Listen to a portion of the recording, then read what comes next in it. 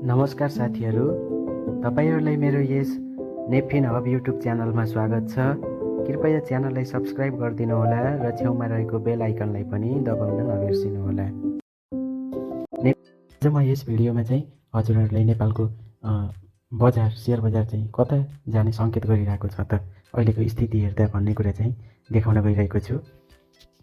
दिनभरि बजार के भयो त भन्ने कुरा देखाउन जाँदैछु। सुरुमा दिनभरि बजारले कस्तो रियाक्सन दियो त भन्ने कुरा चाहिँ यहाँ देखाउन गइरहेको छु। सुरुमा चाहिँ बजार एकछिन घट्यो। सुरुको 1 घन्टा चाहिँ बजार घट्न थाल्यो। त्यसपछि चाहिँ बिस्तारै लगानीकर्ताहरू एग्रेसिभ हुन थालेको देखिन्छ। यहाँ बाइङ चाहिँ बढ्दै गइरहेको देखिन्छ र बिस्तारै मार्केट बढेर 2712.49 मा क्लोजिङ दिएको छ। यो धेरै समयपछि फेरि बुलिस रिज्युम भएको एउटा शुभ सङ्केत देखिन्छ। यसमा धेरैजसो कम्पनीहरूले आज कमाए। 254 कम्पनीका लगानीकर्ताहरूले चाहिँ कमाएका छन्।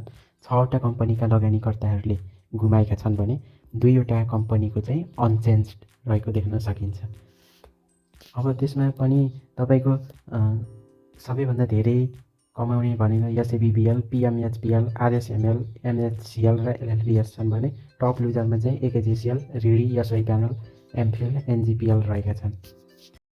निर्वाचन अघिको अन्तिम दिन उच्च अङ्कले बढेको सेयर बजार निर्वाचनपछि कस्तो होला त भन्ने कुरा चाहिँ अब एनालाइसिस गर्नुपर्ने पाटो रहेको छ। निर्वाचन अघिको सेयर बजारले हरियाली देखाएर बन्द भयो। निर्वाचनपछि सुधार हुने अपेक्षाले लगानीकर्ताले सेयर खरिद गर्दा बजारमा हरियाली छाएको छ। निर्वाचनपछि स्थिर सरकार हुने र अर्थतन्त्रमा सुधार हुने अपेक्षा लगानीकर्ताहरूको रहेको छ। साँच्चै नै निर्वाचनपछि स्थिर सरकार बन्ने हो भने बजारले नयाँ उचाइ लिनेमा कसैको पनि शङ्का छैन। बजारले अहिले राजनीतिक स्थायित्व खोजिरहेको छ। नीतिगत सुधारहरू भएका छन्, तर पनि राजनीतिक स्थायित्व नहुँदा बजार बन्न नसकेको हो। अब राजनीतिमा सुधार हुने हो भने बजार कसैले रोकेर रोक्न सकिने अवस्था छैन। मङ्गलबारको सेयर बढाइले पनि अब मुलुक नयाँ युगमा प्रवेश गर्दैछ भन्ने सङ्केत दिएको छ। फागुन 21 गते हुने प्रतिनिधि सभा निर्वाचन अघिको अन्तिम कारोबार दिन सेयर बजारमा उल्लेख्य सुधार भएर बन्द भएको छ। मङ्गलबारको बजार 38.52 अङ्कले बढेर बन्द भएको। यसले के सङ्केत गर्छ भने सेयर बजार निर्वाचनपछि बढ्छ नै भन्ने हो।